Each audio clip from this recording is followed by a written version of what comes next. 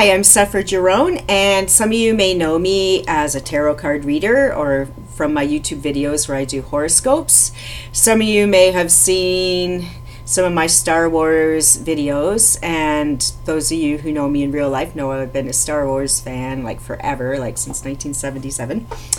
And I think most of you know me as a writer, a horror writer, Horror. I've been a published author since the 90s. My first published novel was in 1999, Eternal Sunset. And I did 4 books with Leisure Books. I was a mid-list writer in the horror field for many, many years, back when there was traditional publishing only. And self-publishing was kind of frowned upon a bit, even though if you really historically look back at writers and writing, there have always been self-published writers and so on. Beatrix Potter comes to mind, as do many, many others. However, today I've spent a lot of time with my focus on The Last Jedi, and I've complained a bit about some of the weaker writing moments in that movie, but there were some excellent writing moments in that movie too. Pointing to Kylo Ren as being a character who I absolutely adore, and he also, I thought, was served quite well in The Last Jedi. However, in speaking about writers, there are many types of writers, and as the world keeps changing and growing and evolving, the types of writers are growing, but the communities are getting smaller. And so what's kind of funny to me, funny but not funny I guess, is that every few months a writer goes crazy. Like they just snap and things happen. So this week we had a writer's snap, and a lot of people have been watching her melting down.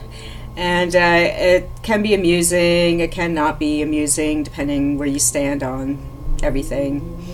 This particular writer, in this particular case, where the writer's not doing herself any favors, from what I understand, I've only been kind of half watching the case, if it's a case, that she has a series of books out that she's been self-publishing for quite some time. And she's been very successful with her self-published books, and I guess so much so that she's decided to trademark a portion of her titles. And then she, I guess, upset a lot of writers because I think she apparently was sending cease and desist notices to other writers, not that they're not allowed to use this word in their titles and things like this. Now, I just have so many thoughts about all these things. I personally had a similar situation a few years ago. I have a series called the Witch Upon a Star series, but it wasn't always called Witch Upon a Star series. It was originally called the Sextrology series, and the series was started about 10 years ago. And yeah, I've been very slow. I only have about 4 or 5 books in the series out, and there's, basically it's sextrology because it's erotic. It's the erotic adventures of a coven of witches. So there's 12 witches plus a high priestess, so 13 witches in a fictional town of Hermana. And it's more erotic than romantic, so there's a lot of sexual adventures. So the publisher and I, when I went, sat in their boardroom and we discussed the series and how it was going to go and all that, the original publisher of this series, we all decided it would be called the Sextrology series. And I personally knew the sextrology word because I used to like to read a book called Sextrology. I never actually bought it for myself. In hindsight, I really wish I had, because it was all the zodiac, I do tarot readings and stuff, right? So it was all the astrological signs and all their sexual quirks. And there's some really interesting things in there. I'd go to the bookstore and read bits and pieces of it because I couldn't afford the actual book. That was way back. And so, about 10 years ago, I maybe a little more now, developed the Sextrology series about these fictional witches in this fictional town in New England and so on. And then that publisher the publishers changed hand. But one book, the Aries book, I actually self-published because the publisher didn't want it, the original publisher, but now that book is with the new publisher, Riverdale Avenue Books, picked up the series, and the Aries book is now within that series, and I've been working for 10 years on the Taurus books. I'm still trying to get it done. Anyways, but in the meantime, when I self-published the Aries book, and I had a bunch of other stuff, I was playing around with self-publishing, as a lot of writers do. I got notices from Amazon. I had to take my book down because someone had registered the word sextrology, and therefore my book was infringing on trademark or whatever. So it turns out that there was a psychic who had trademarked the word sextrology, and I guess it would piss her off that whenever she'd Google the sextrology word, my name would come up, but whatever. So, and she sent me emails to take down my books and all this, and it's like, then I emailed my publisher. I'm like, this person wants me to take down my books because even though she only recently trademarked this name, and my books were written years before she ever trademarked her name, and then there's those other books that were written long before I ever wrote my books with that name, but this woman thought she owned it all. But in my case, I didn't really care. At first I cared a lot. I was quite angry that this psychic, who's not even using the name for books, but just as a name, wanted me to disrupt my own personal career because she wanted to use the name. And quite frankly, I don't know if the name's ever worked for her. I used to follow her on Twitter. I was actually a fan of hers till she attacked me, and now I'm not a fan. She probably never knew I was a fan, and enjoyed reading her tarot's, her horoscopes and stuff. And so it was disappointing to me on two fronts, because first of all, nobody likes to be told they have to cease and desist something they put all their hard work into. And second of all, when you actually admire someone and follow their work for years, and then they turn on you like a pit bull and don't appreciate you at all, it's upsetting, right? So anyways, whatever. But now, so this week, I kind of learned my lesson. Well, I had no lesson to learn, really. And then another incident I had with regard to my own work, with my own titles, was another book I had written for Leisure Books.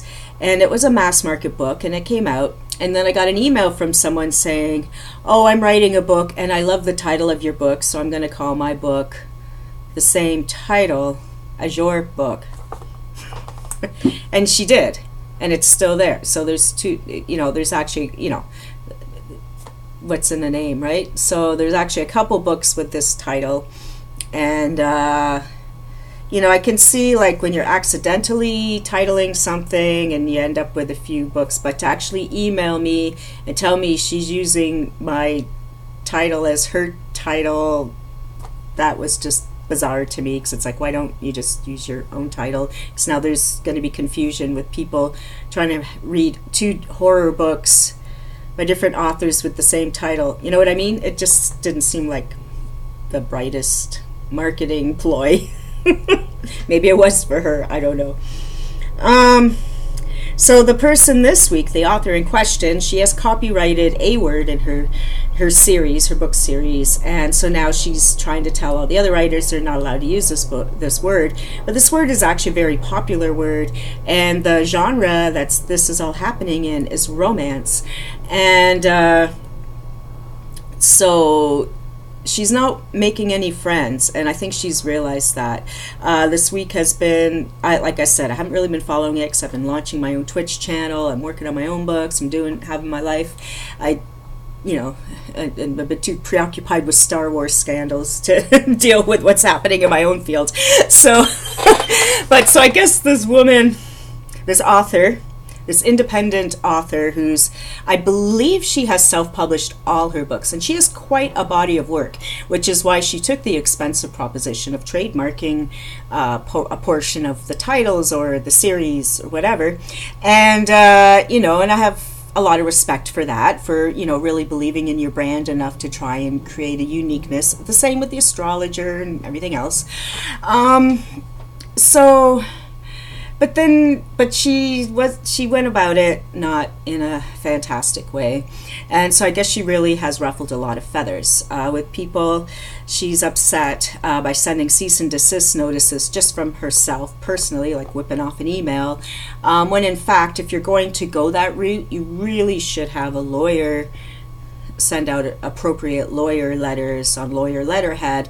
And I obviously never got any of these letters, because even though I write in that field, I haven't written anything in that field in forever.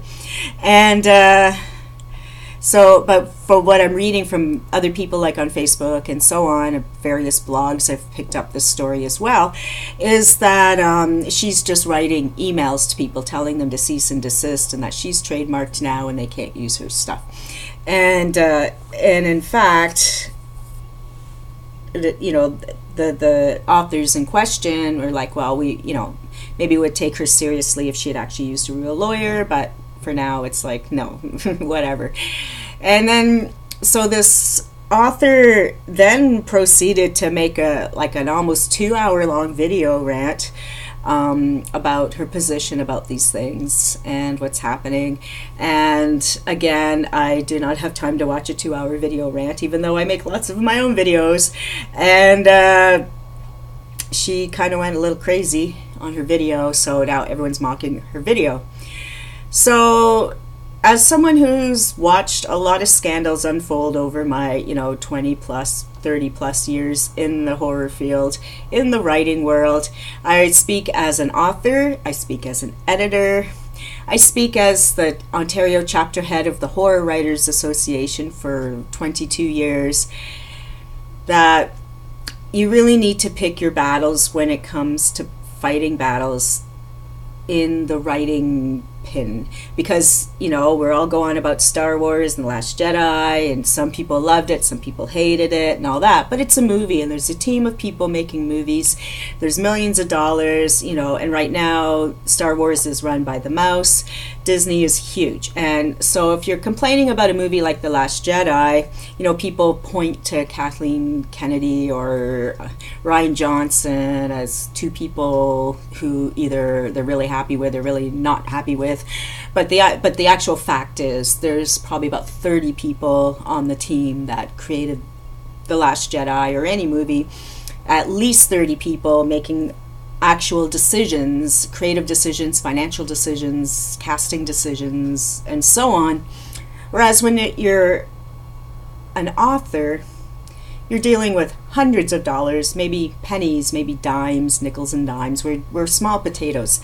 And it's a small potato field. Some people make millions of dollars, yes. But for most of us, it's a small potato field, and it's a very small field. And now we have social media as well, which can be our best friend or it can be our worst enemy. So every time a writer flips out and does something crazy or acts crazy or appears to have lost their minds, like this lovely lady this week, it's a very small field. So now this person, I don't know if she's been using her real name or not, but the thing is with this person is that it's going to be difficult for her to get work now. Even though she's a she's not traditional at all. She's an independent author who doesn't care about being published by traditional publishers. And as someone who was published by traditional publishers, I still prefer being published by traditional publishers. I hate publishing my own stuff. It's time consuming. The marketing, everything is so time consuming. I just want to write my stories and get them out. Maybe make some videos now and again because I like to talk. But for the most part, I hate the formatting. I hate editing and all that. I want someone else to deal with this. I don't know why people is, I think most people who are against traditional publishers have never been traditionally published, because I tell you, it takes a lot of pressure off when you got a whole team of copywriters and proofreaders and editors going over every little word, making sure it's, everything's polished beautifully. Whereas when you're self-publishing, unless you have a lot of money, you can't pay the same amount of staff to go through your work. And so some people are really good at it and some not so much. So anyways, so this author, she's probably not going to get many calls to be in anthologies. She's probably not going to get calls to speak on panels or to be, writer of the year at a convention and things like this. Or maybe she will, because she's controversial now. It's hard to say which way this will go. However, when it comes to this behind the scenes stuff, readers don't really want to know this about their authors, I don't think. I could be wrong. Maybe the readers are totally down with the scandal and they're going to buy even more books. But I have a feeling when authors lose their minds, as they do, because we're all crazy anyways, that we have to start at the crazy and then just go from there, because no sane person would ever choose to be a writer by choice. It's too hard. It's a very hard world. It's a very hard life, and it's very hard to make a living. And I barely make a living at it. And,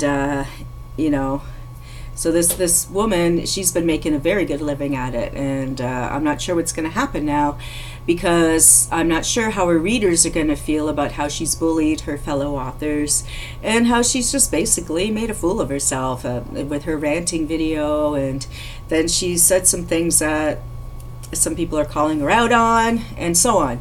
And I'm not making this video to specifically pick on her. She's just an example of this week's author who lost their mind. Last month there was some dude upset about his book covers, and even though he's been professionally published with dozens of books and all that for his whole life, all of a sudden he snapped and went off about his artwork, and now he lost fans, he lost friends, and so on.